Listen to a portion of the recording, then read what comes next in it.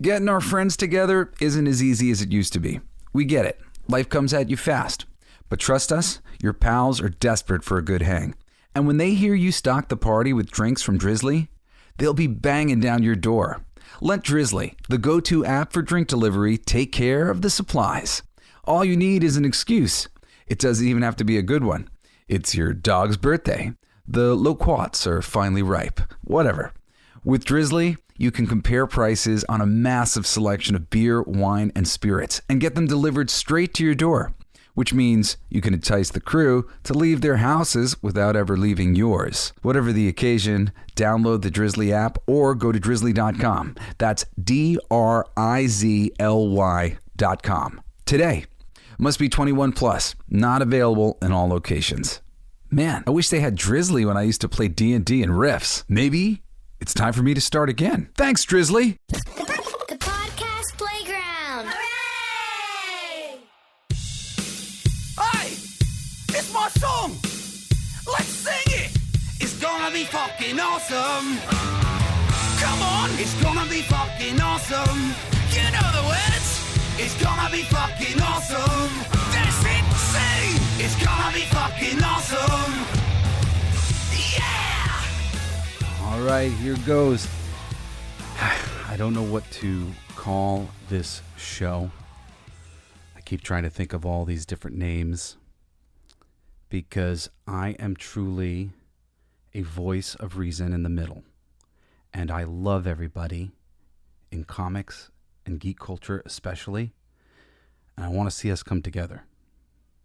So when you're trying to talk from the center about things that have become so polarized, all of a sudden everything gets really touchy. Like, I shouldn't have to tell you all the things that I'm about to tell you about myself to explain to you how ridiculous I find the idea that somebody might call me sexist, racist, anything, ignorant on any level, because of a position I might take. And these are really absurd times to be in when war has moved from the battlefield to the internet. And I know everybody knows the old adage, sticks and stones can break my bones, but words can never hurt me. If only that were true. If only that were true. It's not true. So I just want to say in the beginning, I love everybody. I really am trying to shame the people who are shaming in a way that maybe makes them realize that they're shaming and that isn't the right thing. I don't like to bring things to people's attention that they don't want to see. I understand you don't want to see this stuff. Nobody wants to see that they've been making a big mistake. But I believe that mainstream geek culture has been making a big mistake. And I think that we're smarter than this. I love my geek culture brothers because we are patient and we are kind and we are humble. We are willing to look up to Superman as opposed to going around. So many men, they're so practical. Us men, we're so practical. I'm not a typical man myself. I'm somewhere in the LGBTQ spectrum, whatever. I don't like to talk about that because I think that it's all very divisive. Correcting anybody, trying to force anybody to do anything is exactly what we're against, guys. I came up at a time when I was told many times in school that I was going to hell. And I just thought that was the most horrible thing that you could ever say to somebody, was that you're going to hell. It's just insane, I thought, that people are just walking around this planet telling other people that they're going to be tortured for eternity because I'm doing something different than they are. I literally have based my entire life on the idea of saying, fuck you, to that idea that I'm not allowed to do it differently. If I want to do it differently, I will. And nobody gets to say. And we have a terrible time that we're living in where people like me who are like, screw this, we've gotten into power, and now, because we think we're doing the right thing, we're trying to force the other people to think the way we think. You can't force people to think the way you think. I'm telling you, it's diminishing returns. What did you do as a kid when your parents told you you're not allowed to curse? You said, fuck that, I'm going to go out and I'm going to curse. That's what we do. That's what souls do. It's not children. It's souls. We believe in free will and sovereignty. We are fighting every day to be our most genuine selves. You know, so this is why the idea of like the Borg is so terrifying to us. Because, oh my God, complete conformity. I got to do what everybody says. Like, and then those people at the tippy top are trying to lead us into hazing the other people the way we were being hazed by them. I like to tell this story all the time, and I wish I had other fucking examples of it because it makes me look good. But it's the right thing to do. I'm a football player. I was on the football team. They always made the younger grades pick up all the stuff. So like the older kids would go in and we'd all have to pick up the pads and pick up the things and whatever else because they had earned it. They had earned it. There were kids who joined the team that year, you know, like, and there would always be. But they, the seniors, they got to tell us to pick up the pads. And I remember the very first day of practice, it's my senior year, I start picking up pads and he goes, nah, man, like, they got to do it now. We're the seniors. And I said, yo, dude, don't I remember you and I complaining and bitching about how fucked up that was just last year?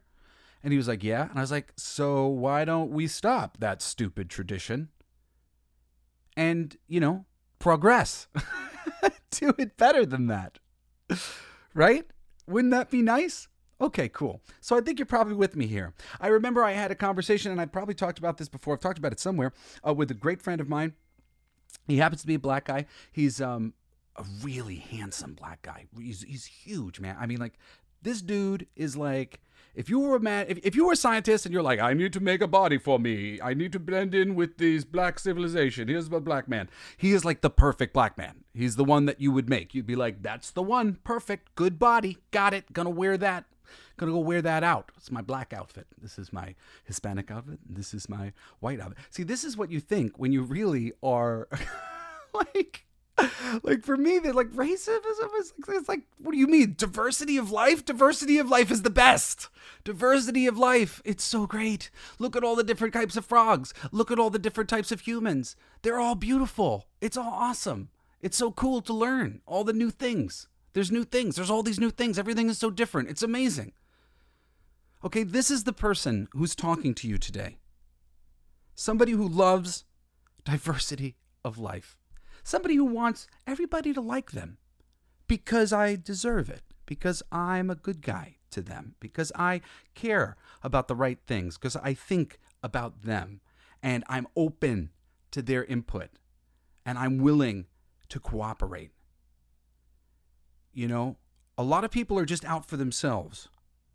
And I think people who love geek culture stuff, I think that in general, we are out for the group. I mean, just think of the idea that, like, we go into the journey of reading books. Some of them suck. Some of them are slogs. If you're a book reader, you know what it is. You're reading this thing, you just got to get through it. And it's like becomes like homework instead of enjoyment. We do that for the rest of humanity. A lot of people in comics don't realize that a bulk of the audience is collectors and they don't read the books. We read the books. So when the books suck, it's us who suffers. We have to suffer through the crappy stuff. And because we've read a lot, you know, we know what's good. We know what's really good because we've read a lot. And it's like, you know, experience in life is what teaches you everything.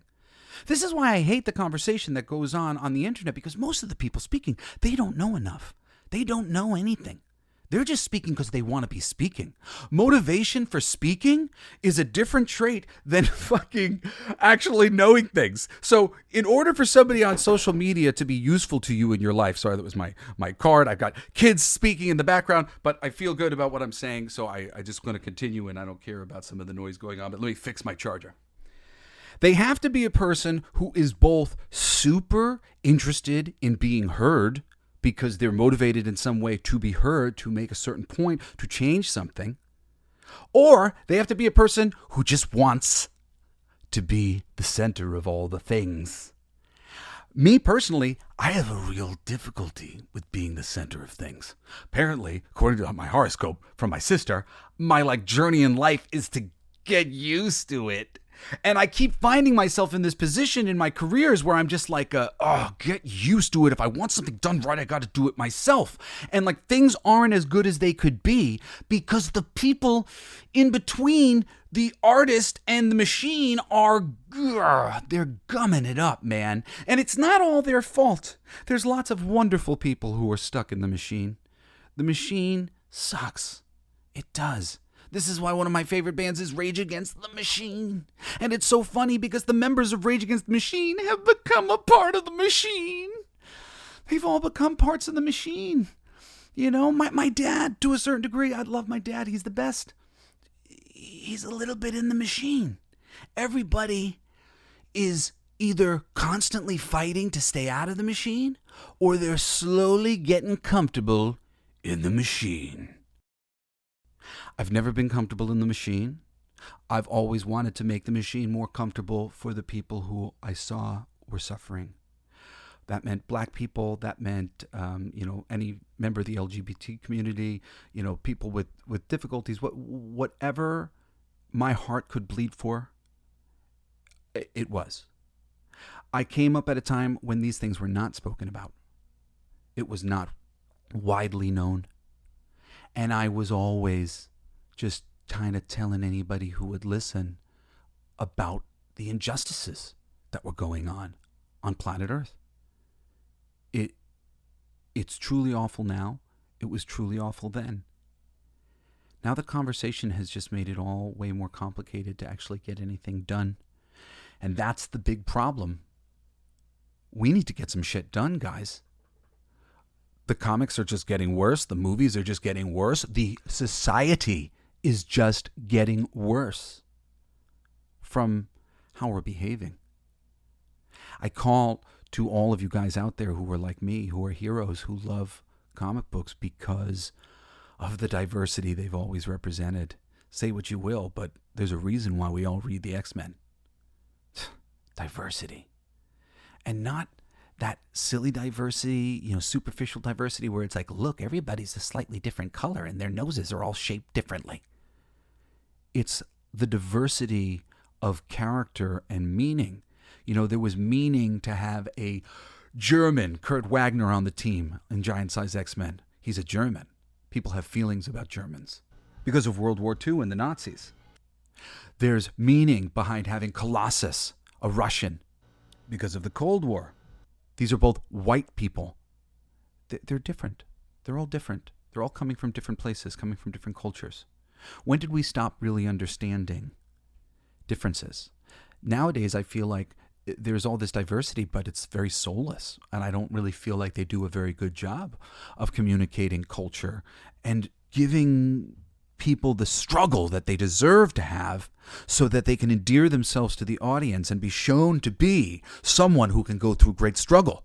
Strong people are people who can go through great struggle. We can go through it, we can come out the other side and not be bitter and disturbed and awful because of it. That's strength. Strength is, this was awful, but here I am on the other end of it, and I'm better for it too. And I will never let difficult circumstances turn me into a bastard. I remember one day I had a guy, I used to work at a comic book store when I was a kid, Planet Comics, shout out to my old crew. And one of the dudes on the staff, he was being really nasty to me. And I was just like, hey man, how's it going? And I'm a super friendly guy. You see me on the show, my assumption is we're cool. I carry myself like a real tough guy because my dad's really masculine and I learned how to be really masculine, but I'm a very kind of feminine dude. and very soft and sweet. I'm a big Care Bear. I like to create things, and I like to laugh, and I like to have a good time. So I'm always just looking to have fun and looking to smile, and that's me in a nutshell. No, this is me in a nutshell. Help! How do I get in this bloody nutshell? See, and these are the things that I think with my mind as I'm just going around through the world having a fun time. That's one of the reasons why living in this time is like, oh, I hate it. I hate it. Everybody's got to be careful about what they say. And like, I'm awesome. Nobody should be assuming crappy things about me. This show's called Coolest Geek Alive because I have dedicated myself to being cool to other people, to being empathetic and cool and being minded of like, that we're all one. And like, I always have more fun with people. I like to play games with groups of people.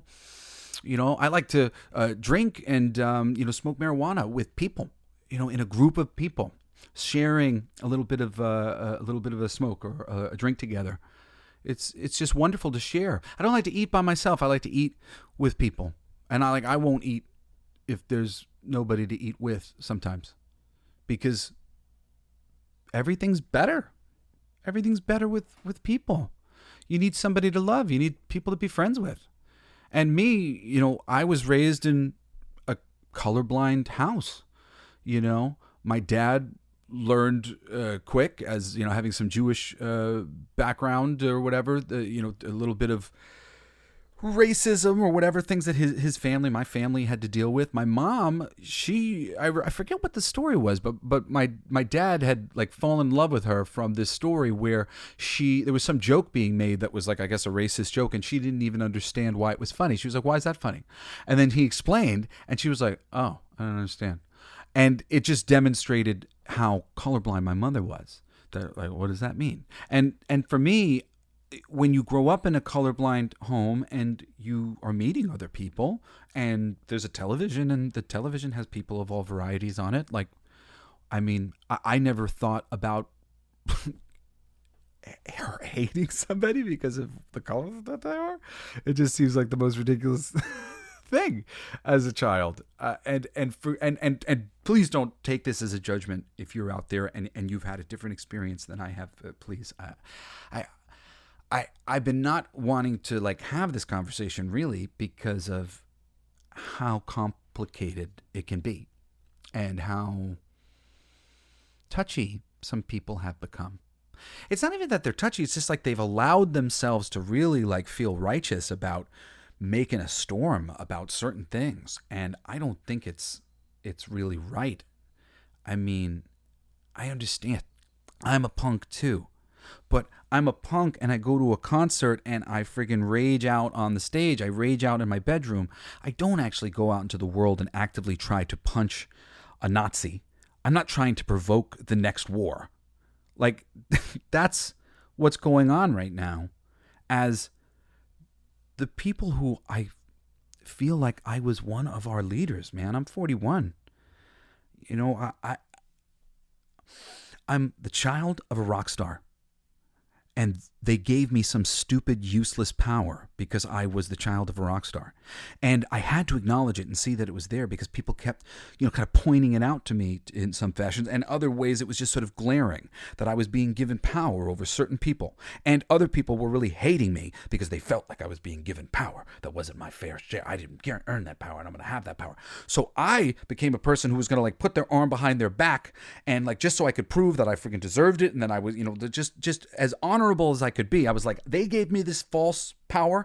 I'm going to give this false power out to everybody. I'm going to help raise everybody up and make everybody realize that we're the same and that it's okay. The same. And I was motivated by that because I was made to feel less than from my father. And, in some ways through his own fault, he's not trying to do this, but the society kept telling me he is this and I am this other thing. Because, I've become whatever it is that I've become. But I started out as just a kid, So coming from this place, I saw that there's all this false nonsense bravado being given to people for no good reason. And, essentially this is the reason why we don't have Gandalf for president. I keep making this joke, it's like I want Gandalf in, a nice suit with a long beard, twirling his beard. And when somebody comes in and goes, hey, we don't know what to do about, reproductive rights, and this person sits there and it doesn't matter that it's a man. I'm not saying it's got to be a freaking man. Gandalf is feminine. He's a creative man. He's a man who can problem solve. Feminine energy does not belong to just you women. I own a lot of feminine energy. And yeah, dude, the world could use some feminine energy. But the problem is we're not getting any feminine energy in. We're getting a lot of masculine energy in the bodies of women. That's not what we want. We don't want more masculine energy. We wanted the feminine. That's what we were saying. It was a metaphor when we were saying we need the women to take over the earth. What we really mean is we need the female energy to take over the world. And female energy is loving. It's loving. It's caring. We got to be like the bonobos. They're famously the monkeys they're chimpanzees that solve all their disputes with sex. When they meet each other, they solve all their disputes with sex. And we don't necessarily have to solve all of our disputes with sex, but we do have to start solving all of our disputes with sugar, with sweetness, with kindness. And, that's what I'm all about. I want to see us achieve better.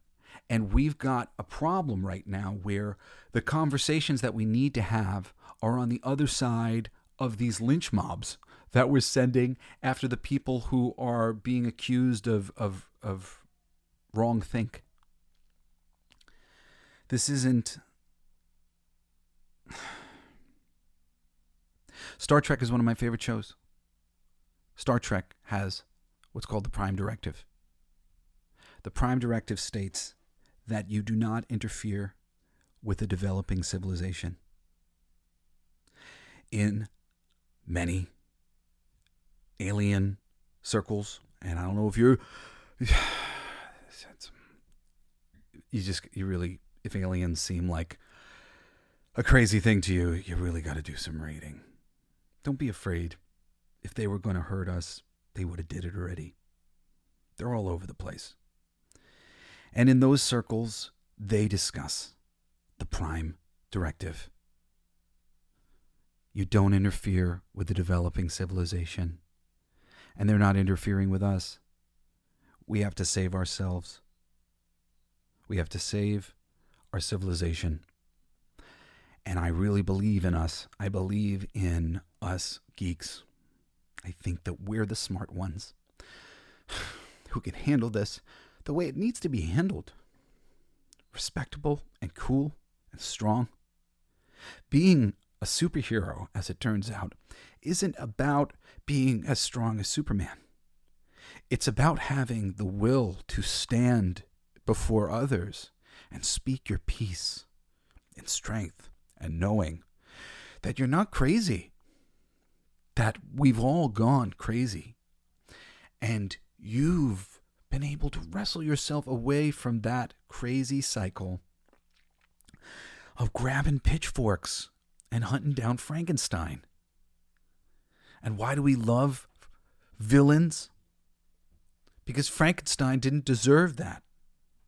He didn't deserve to be hunted down by the mob. He was being persecuted for no reason. He looked scary, but he was like an infant in a giant scary body. And this is everybody. We all feel like the villains. We all get made to feel like the villains. Everybody does. Because life isn't perfect all the time. So invariably, you end up getting to feel like a villain. And that's why we love the villains. Because on some level, we empathize with them. We know that the Joker is only like this because something in him has really broken in a terrible way. And we wouldn't want to wish the way he's broken on anybody. We don't want anybody to have to go through whatever he went through to become this broken. That's essentially what we as human beings empathize on these characters when they're villains. If they're done right. And that's the depth that you need to explore as a writer when you're making these characters, that they are vessels for us to explore the vastness of our darkness, the vastness of our light. And that's why we need our really clean heroes like Superman to be perfect, because it gives us something to aspire to. And it's not that they're so much perfect as the struggle is finding a better way. And as long as they never give up that fight to find a better way, then they win. And I guess as I say that to you right now, I feel like I win because I've never given up that fight. From a young age, I went, these Care Bears and these Muppets, and like, this is the world I want to live in, where we support our friends and we're all creative geniuses in our own way, and we all get to see each other grow. One of my best friends, I got to see him recently. He and I were estranged for a little while, and it was a lot of misunderstandings, things that I won't get into here, but we were really just, it was the universe separating us for some reason. And now we've come back to each other, and basically we've realized, that the problems we were having were, in our minds, and that the solutions were there all along, and, we're good friends again. And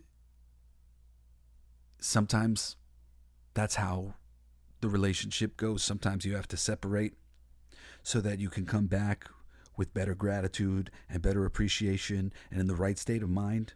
And sometimes it's not even necessarily you that have to change. Sometimes it might be them that needs to change, and you need to get a breather, and even if it's not true and it is you that needs to change, but tell yourself that it's not you that needs to change, because whatever makes you do the thing that you need to do, great. The path of least resistance. I know that seems like the wrong thing to say. Take the path of least resistance. No. Figure out what you're doing, what your purpose is, what you're going to do, and then take the path of least resistance to get it. These friends that we have, this world that we have, it's a gift to us. If your friend is in that business and they could help you, reach out to that friend in that business and have them help you. We are a giant machine, and it doesn't operate when we don't interact with one another. We're here to have a great time.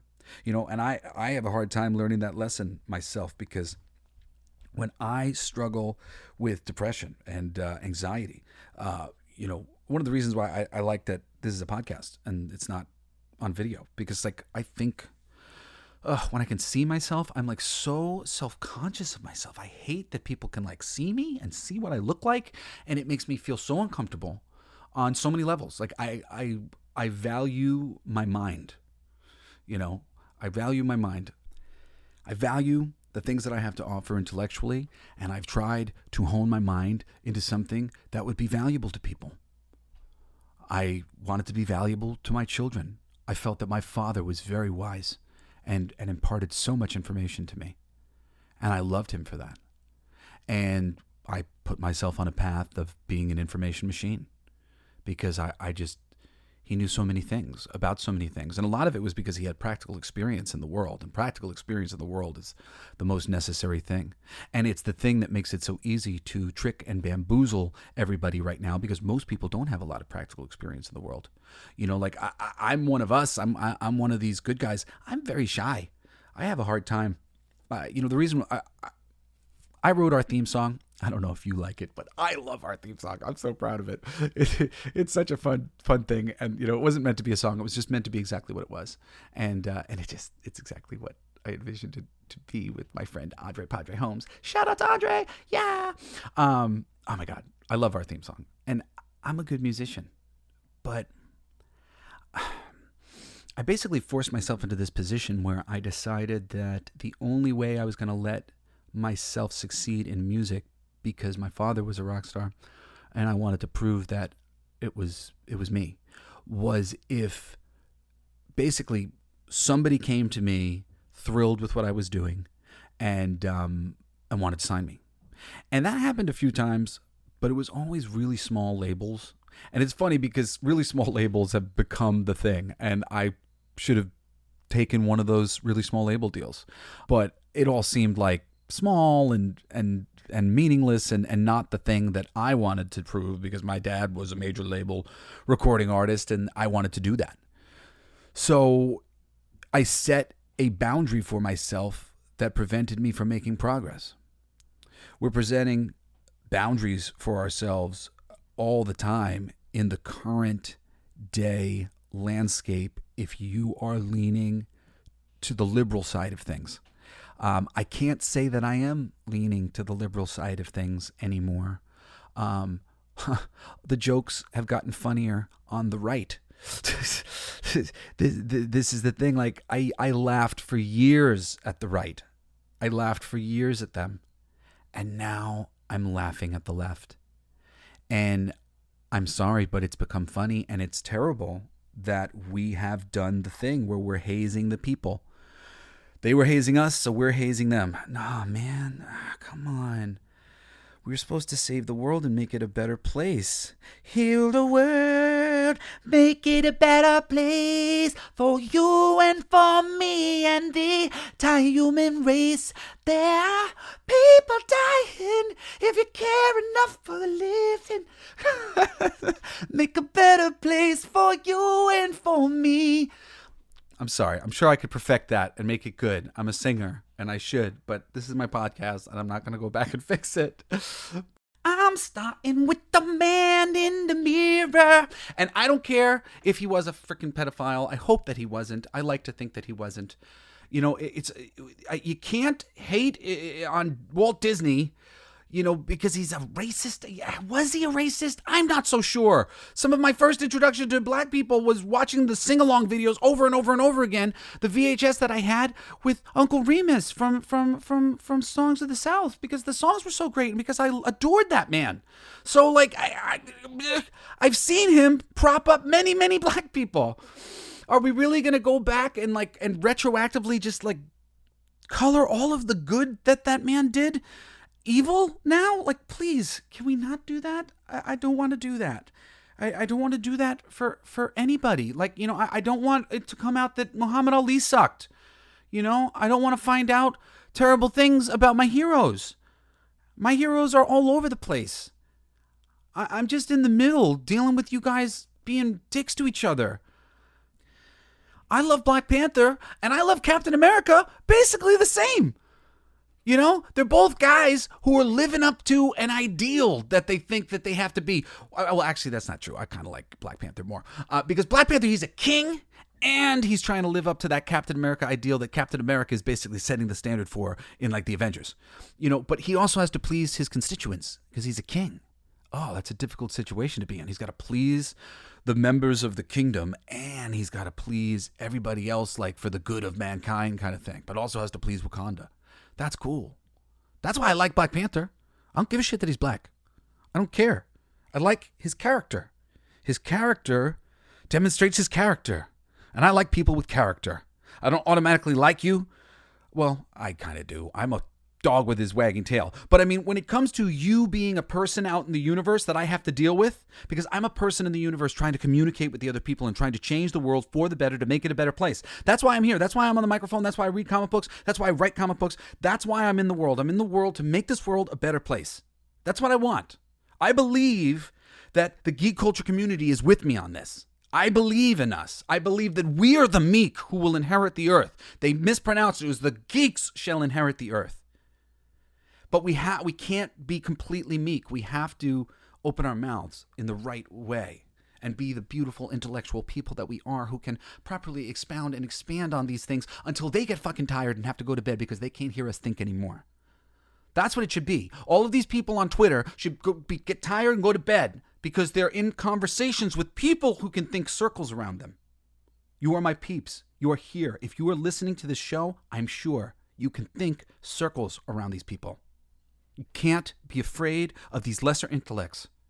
They have monopolized making fun of us and bullying us in conversations and gaslighting us and all these different tactics.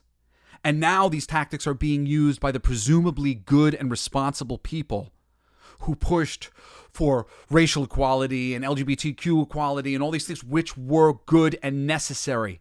But now they're using that, aha, I am the good person, to be bad people. At the very least, very rude people. And there are people on both sides being very rude, and everybody needs to stop being so crazy. We all need, if you're on the right, you gotta leave the door open for your girl, the girl you love. You gotta leave the door open for her to come back in to your life if you want the thing to work out. I don't know about you guys, but can we all think about it right now? What do you want to see happen here on planet Earth? I want to see it work out. Do you want to see it work out?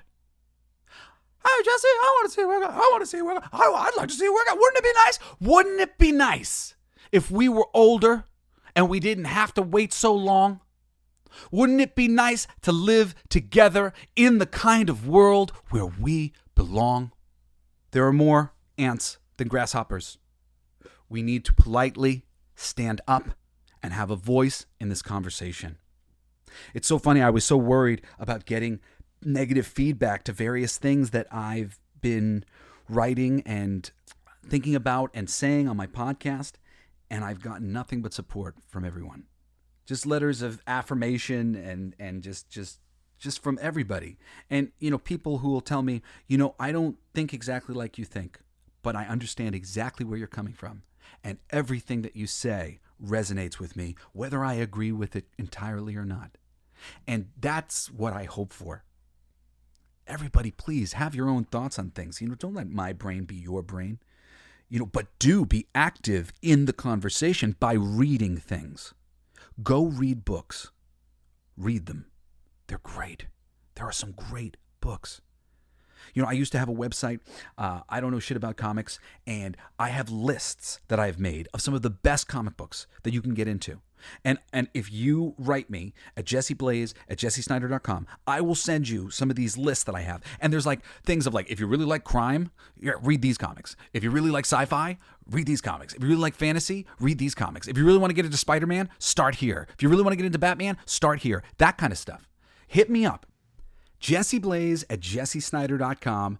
Hit me up and I will send you lists of the best comic books to begin your journey getting into any of your favorite characters from the films or the TV shows, getting you into comics as a medium with stories that you've never heard of before but are fucking awesome. Hit me up, jesseblaze@jessesnyder.com. I still have all the lists from when I was doing the I don't know shit about comics thing, which was my little service to the industry that I used to do at conventions, but I only did it for a little while. I was telling you how gifted my friend was, my black friend, because I want you to see that even this person who is so gifted in all these ways, when we were having this conversation about race swapping and it started with a lot of anime films where they had changed the entire cast, whitewashed the cast as it was known at the time. And we went through a number of different movies and we were like, oh God, and this one, and this one, and this one. Why'd they fuck up this one? And why'd they do this to this one and this one and this one? And finally we got to the recent race swapping of Wally West. And I was like, and Wally West. And he went, nah, I don't care about that. And I said, what do you mean you don't care about that? And he said, well, they've been doing it to us for years. And I'm not sure if I said, but I haven't been doing it to you for years. And that's a character that's become one of my best friends. And when you race swap the character, it's like Invasion of the Body Snatchers. Invent a new character. Create as much diversity as you want. But once the character is formed, that's the character. And then you're just putting a new window dressing on them. But it doesn't feel right. It never feels right when you change the thing that we love. I mean, we're not asking you to do that. Nobody is asking you to change the original thing to something else. So I shouldn't even have to be sitting here talking about it. I hate that when I sit here and I talk about it, I sound like I might be racist or something. It's freaking ridiculous. I don't want a white Black Panther. I don't want a female Blade or a white Blade or a Hispanic Blade. I don't want one of my favorite characters at DC, Mr. Terrific, to be turned into a Middle Eastern guy. I want them all to be exactly the thing that they are, exactly the thing that I met them as, exactly the thing that I've come to know and love them as. I want them to be that thing. And I don't believe that anybody is asking anybody else to change any beloved character in any way, shape, or form like that, physically. Hey, could you make this character that I've already fallen in love with look different so I feel weird? No, nobody is saying that. And you're not racist for being like, this isn't exactly the thing that I wanted. It's not. It's not the thing you wanted. They arbitrarily changed something for no freaking good reason. Maybe on some level they think they're doing a good thing, but do your good thing anywhere else, but, in the place where we already have things we decided we liked. And us not wanting you to change existing characters that we already like into other races does not mean we don't like those other races.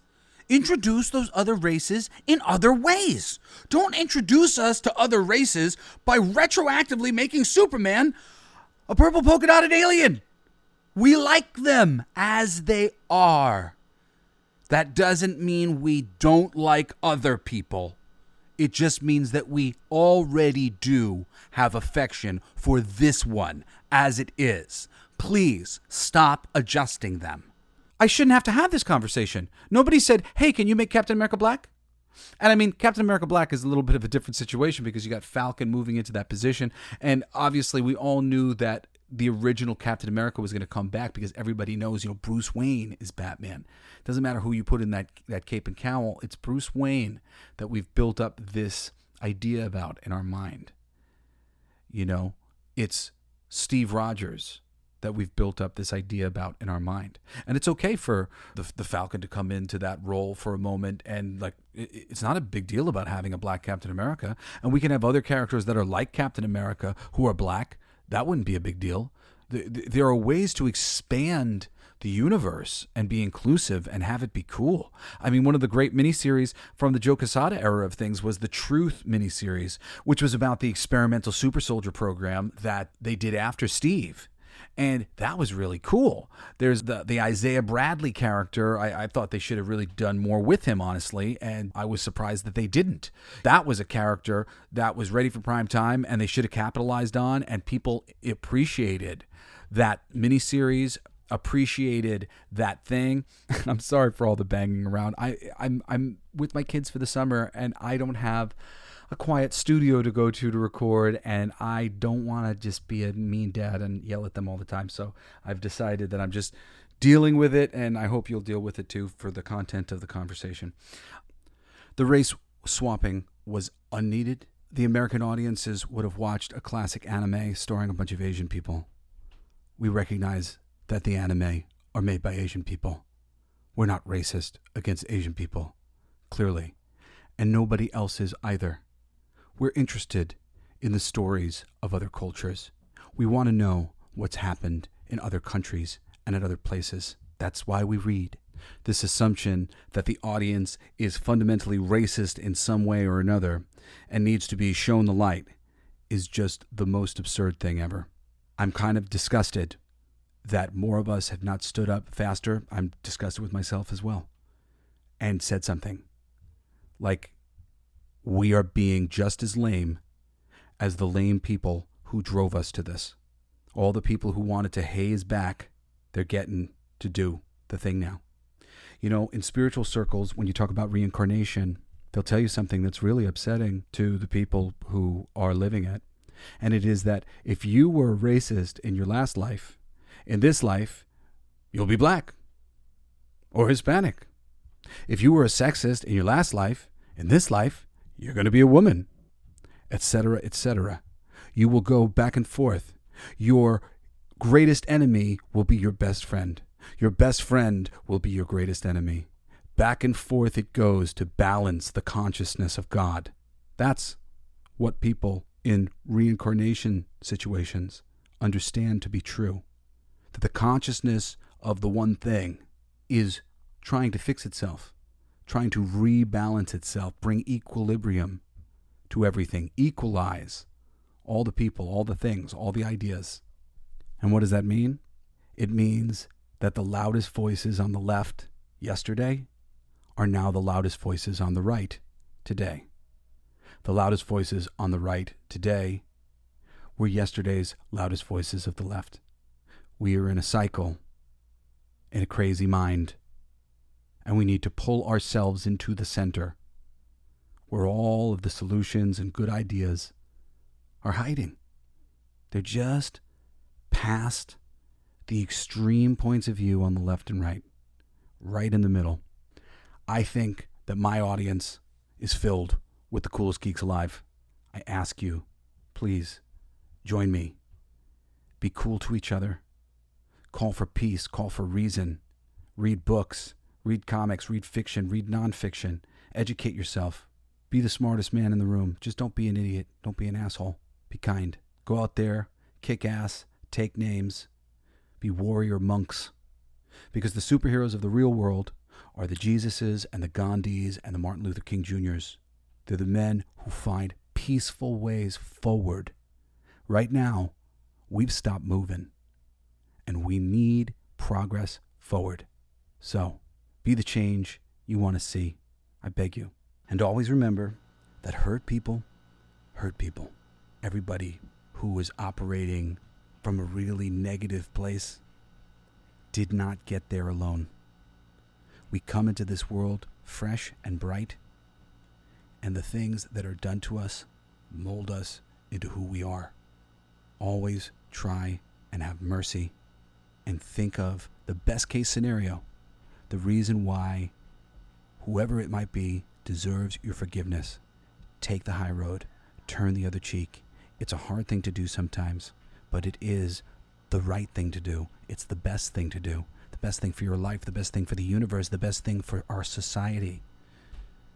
Cooler heads must prevail. I love you. Thank you for listening to another fabulous episode of the Coolest Geek Alive. I had such a great time talking about this today. I thought that this was going to be a misery, and largely I'm not like worried about it or anything. I feel really great about everything I said, and I hope that you feel great about everything I said, because I love you. And even if you don't agree with me, it's okay. Just I hope we can agree that I should have the right to say it, and I should have the right to think it, and that I'm figuring out my own shit. And, the prime directive, don't mess with the free will, man. Let everybody get there on their own. Be here in support of each other. Be cool enough and strong enough. Be a hero that turns the other cheek. We don't need more fighting in the world. Let's leave it in the pages of the comic books and on the films. Let's not have that be the reality that we have to live in every day. I believe that we are the heroes that our society needs. Society, all of them. It's all just one big society. And I feel very connected to my brothers all around the world. We've got a lot of people who listen from all around the world. That's pretty cool. Anyway, I love you guys, really, from the bottom of my heart. Thank you for listening to this conversation. It might continue this Saturday. I'm not sure what I'm doing on this show, but Saturday morning we do a show as well, in addition to the Wednesday show. Usually it's a little shorter. If you want to write me, I've been bad about getting a letter together before I record because it's been a little hectic this summer. But you can write me a letter at jesseblaze@jessesnyder.com. As I said, you can write me about all those comic book recommendations. I would love to bring more readers into the fold. And what else? I'm on Twitter, Coolest Geek JBS. You can follow me. And and this is like the last 4 days or something like that of King of Kings. King of Kings #1, my book, my religious satire. It's a big battle of the bands between all these different religious figures who are parodies of rock stars, and they fight and then they sing songs, and it's just hysterical and a lot of fun. If you haven't had a chance to go over to Kickstarter and pledge to it before the campaign runs out, do so, please. We need you. Thank you very much, everybody, for listening once again, and join me again next time for another fabulous episode of the Coolest Geek Alive. It's my favorite part.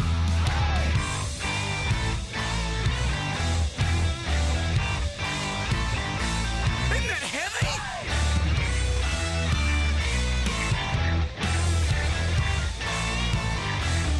I played that. It's gonna be fucking awesome. Coolest alive. It's gonna be fucking awesome. Stay with your tribe. It's gonna be fucking awesome. Revenge of the Geeks. It's gonna be fucking awesome. Week after weeks. It's gonna be fucking awesome. Laughing with you. It's gonna be fucking awesome. And crying sometimes too. It's gonna be fucking awesome. Spelling it out. It's gonna be fucking awesome. Making you shout. You've been listening to Coolest Geek Alive with me, your host, Jesse Blaze Snyder. Don't forget to rate, comment, and subscribe for more excellent geek culture content. Thanks for listening.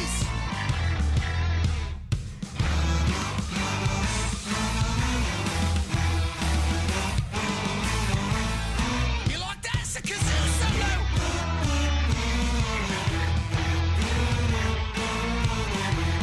I played that too. It's gonna be fucking awesome. Talking some shit. It's gonna be fucking awesome. Living the shit. My voice is fucking awesome. Food in our mouth. It's gonna be fucking awesome. Get in the mouth. It's gonna be fucking awesome. Tell all your friends.